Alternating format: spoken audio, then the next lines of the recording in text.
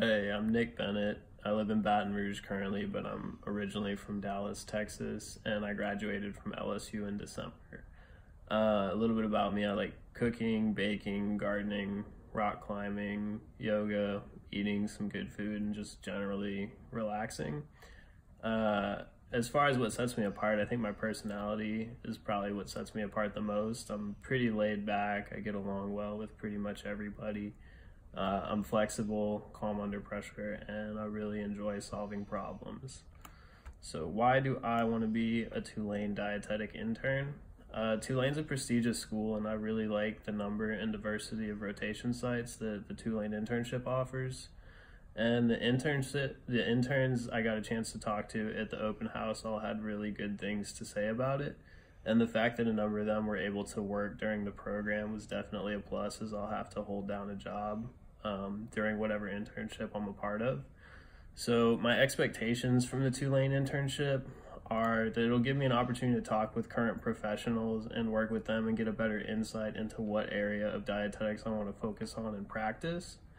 And I also expect that I'll get a chance to learn how to apply a lot of the knowledge and the skill set that I've been accumulating through my academic career. And what I hope to obtain from the experience is some knowledge, some personal growth, some new connections and friends, and hopefully it'll be a good time. So why do I want to be a dietitian? I want to take the opportunity to turn a passion for studying and applying nutrition into a profession. And making money doing something that I enjoy is definitely the way that I would like to spend my professional life. So where I expect to find myself after the internship and in 5 years.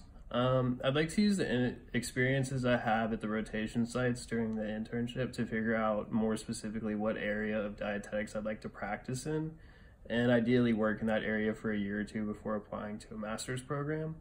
So in 5 years, I would like to be completed a master's program and increasing my earning potential and working as an RD and setting myself up to be self-employed.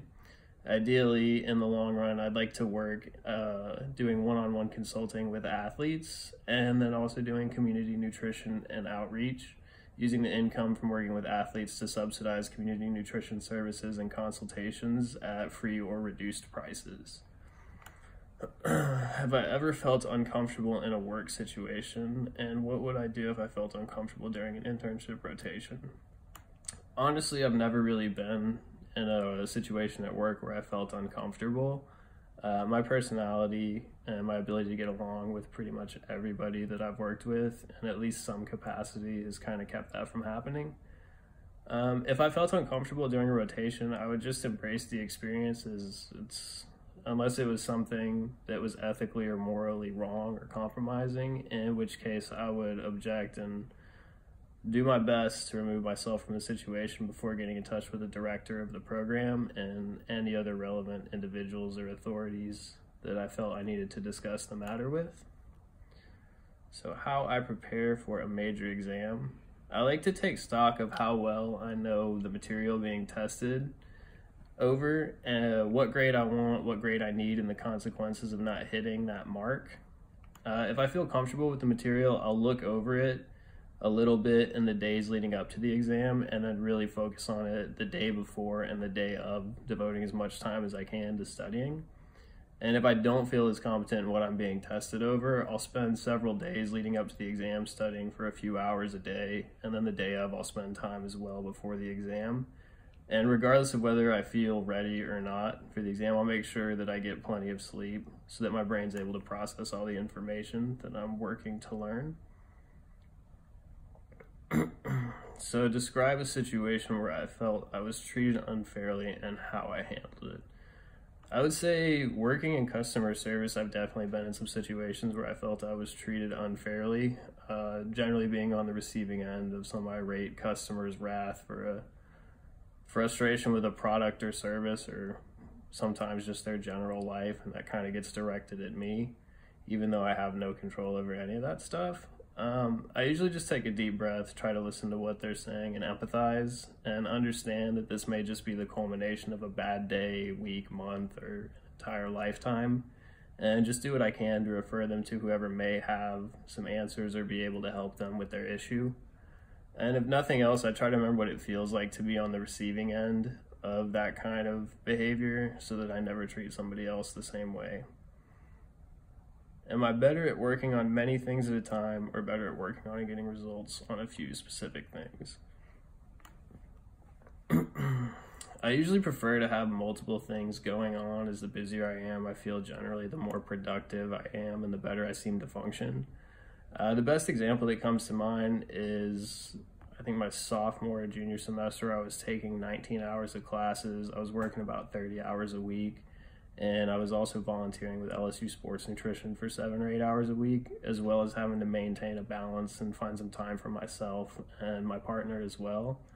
And I was able to get all A's and B's that semester, as well as make all of my shifts for sports nutrition and work. And I was even able to find some time to spend a couple weekends in New Orleans with my partner and continue to grow in that relationship.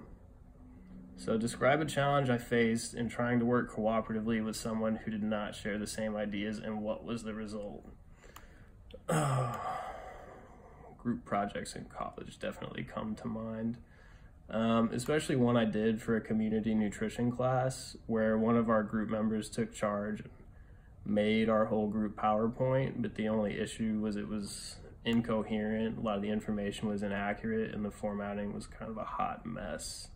So to deal with that, I let her take up the space she felt she needed in group meetings, and when she left shortly after we all got together, the rest of the group and I worked together to make sure our sections were what they needed to be and contain the information that was necessary to properly complete the project. And by focusing on the work that needed to be done and the deadline as a group, and not worrying about preserving egos or our individual pride, the rest of the group and I were able to deliver a solid presentation with quality content. We all ended up making a pretty good grade on it.